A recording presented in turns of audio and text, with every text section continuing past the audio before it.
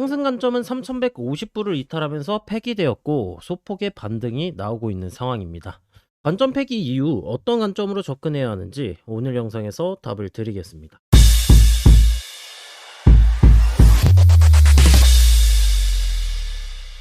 안녕하세요, 트레이더 세윤입니다. 직전 영상 관점 그대로 진행되어 주진 않았습니다. 이전 영상에서는 상승 채널 하단과 피보나치 되돌림 구간을 근거로 3150불은 이탈하지 않을 것이라고 설명드렸습니다. 다만 어제 영상에서도 그리고 인사이트방에서도 일관되게 1시간봉 22평선 돌파 전까지는 단타 관점은 숏으로 접근하시라고 말씀드렸습니다. 오늘 오전 브리핑을 살펴보게 된다면 하락 흐름은 진행 중이고 지지선에는 도달했지만 반등 여부는 시간이 필요하며 반등이 나오더라도 지속적인 저항이 나와줄 것이라고 설명드렸습니다. 이후 추가 브리핑에서도 반등은 진행 중이지만 상승 시그널은 해소 직전 단계, 반등 기대치는 약하며 따라서 롱은 보수적으로, 그리고 22동 평균선 돌파 전까지는 숏 진입이 가능하다고 설명드린 바 있습니다. 분석도 중요하지만 결국 수익을 만드는 건 매매입니다. 아무리 분석을 잘해도 매매를 못하면 돈을 못 벌고, 반대로 분석을 잘 몰라도 매매를 잘하면 수익은 나와줍니다. 문제는 대부분의 사람들이 진입, 익절, 손절에 대한 명확한 기준이 없다는 점입니다. 그래서 매매가 늘 감정에 흔들리게 되죠. 이걸 해결하기 위해 제 스승인 이제 트레이더 라누님은 뇌동매매를 없애기 위한 매매 전용 지표, 신호등 지표를 만들었고, 그 지표 하나로 500만 원을 약 한 달 만에 1억 원으로 만들었습니다. 저 역시 지금은 제 차트 관점과 신호등 지표, 시그널이 동시에 나올 때만 진입하며 기준 있는 매매를 진행하고 있습니다. 오늘 점심 인사이트 방에선 5분봉에 대한 기준, 숏 진입이 가능하다고 설명을 드렸습니다. 저는 해당 구간을 기다리다가 신호등 지표 시그널과 제 방향성이 동시에 일치하는 자리에서 이더리움이 아닌 추세가 더 깔끔했던 리플로 진입을 하였고요. 제가 실제로 진입했던 구간을 미리 녹화해둔 영상으로 빠르게 한번 살펴보겠습니다. 현재 리플 같은 경우 하락 채널 상단, 강화된 하락 채널 상단 구간에서 5분 매도 신호가 등장해준 모습이기 때문에 현재 진입 대기를 하면서 지켜보도록 하겠습니다. 현재 진입 구간은 진입을 한번 해볼 만한 구간이라고 생각을 하기 때문에 진입하고 보도록 하겠습니다. 현재는 추세가 하락으로 굉장히 강해요. 이전 차트를 보시면 아시겠지만 계속해서 구간을 낮추면서 하락 파동의 형태가 일자 형태, 쭉 이렇게 원웨이 형태로 빠져주고 있는 모습이기 때문에 음락 형태가 나와줄 수 있어요. 0.75 되돌림 구간이 1.9588 구간인데 해당 구간보다 살짝 보수적으로 봐가지고 절반 TP 가격을 이제 1.9593에다가 설정을 해두도록 하겠습니다. 보조지표를 살짝 보여드리자면 현재 5분봉의 보조지표가 하락적으로 굉장히 강한 형태예요. 보조지표를 잠깐 추가를 해드릴게요. 그럼 이제 스토캐스틱 보조지표를 추가를 했는데 이 보조지표 같은 경우에는 중기 스토캐스틱과 장기 스토캐스틱 기준입니다. 지금 봤을 때 보조지표가 채널 상단 및 이제 62동 평균선 중기 추세 저항선 구간에서 중기 스토캐스틱이 고점 구간에서 데드크로스가 나와주고 모습이고 장기 스토캐스틱 같은 경우에는 이제 고점 부분에서 돌아나가고 있는 모습이에요. 추세선 같은 경우 타임프레임이 높아지면 높아질수록 조금 더 유효한 지지 저항선으로 작용이 되지만 이 단기 추세선 같은 경우에는 5분봉의 보조지표 시그널의 형태가 현재 하락 쪽으로 전환되고 있는 모습이기 때문에 이탈 가능성이 굉장히 높을 것이다 라고 분석을 해볼 수가 있겠고, 실제로 지금 이탈을 해준 모습이죠. 일단 절반 TP가 떨어진 구간 이탈을 해준 모습이, 나머지 비중은 현 구간에서 반등 나와주는 하면서 언제든지 시장가 입절을 할 수 있기 때문에 대기를 해보도록 하고, 지금 반등이 강하게 나와주는 모습이기 때문에 이거를 좀 진행을 해보도록 할게요. 일단 정확하게 전부 모든 포지션 이익 실현을 완료했고, 일단 진입했었던 이제 띵킹 프로세스를 다시 한번 되짚어 보자면 현재 리플 같은 경우 추세가 하락으로 굉장히 강한 모습을 체크를 해볼 수가 있었어요. 급등 이후에 이제 추세를 되돌려주면서 원웨이 하락세가 나와주었다. 따라서 원웨이 하락세가 나와주게 되면서 채널의 형태를 좀 작동을 해볼 수가 있었죠. 제일 먼저 큰 하락 추세와 강화된, 기울기는 비슷하지만 강화된 하락 추세, 그 다음에 지금 이 강화된 하락 추세 상단 구간에서 62동 평균선 저항 구간에서 매도 신호가 등장을 해줬다는 게 중요해요. 매도 신호. 그리고 이 매도 신호가 나와준 구간을 또 체크를 해보게 되자면 직전 구간에 이제 반등이 나와줬었던 요 가로줄 구간과 또 맞닿는 구간이다. 반등이 나와주었고 올려줬다가 채널 상단 부분 저항 받아주고 가로줄 구간에서 저항 받아줘.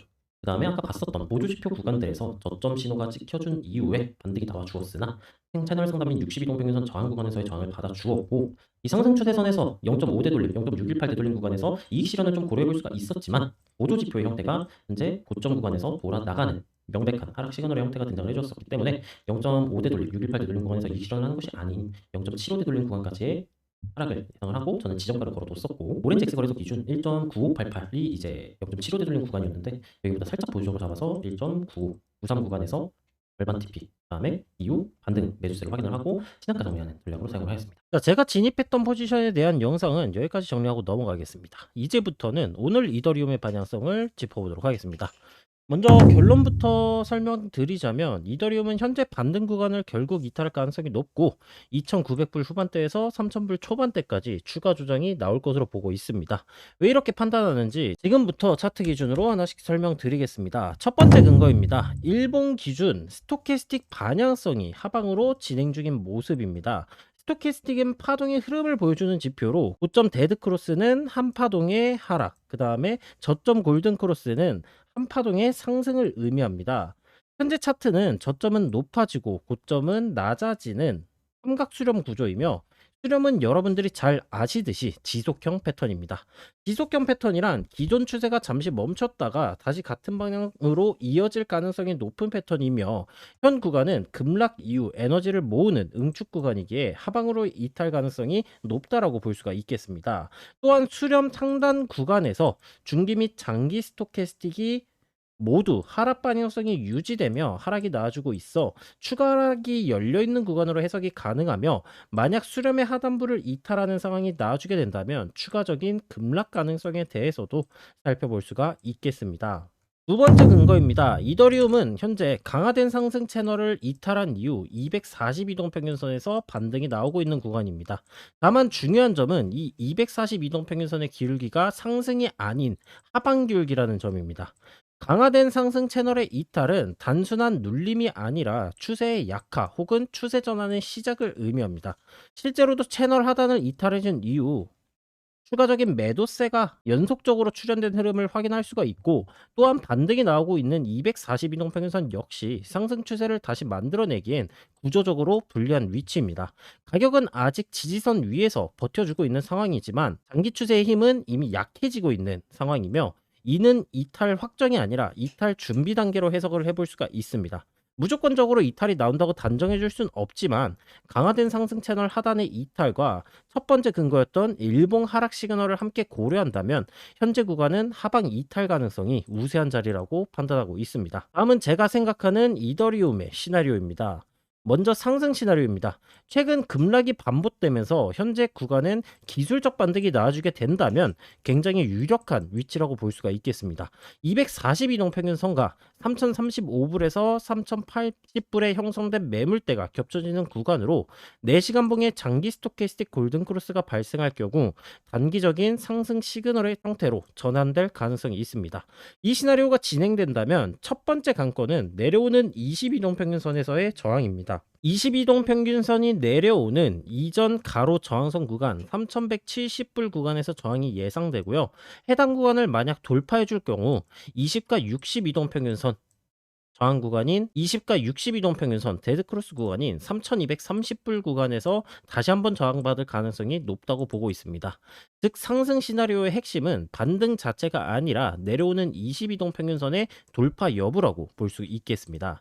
다음은 하락입니다. 반등이 나아주더라도 결국 3055불 매물대를 이탈하게 된다면 해당 구간 또는 242동 평균선에 대한 리테스트 저항 이후 하락 시나리오로 전환될 가능성이 높습니다.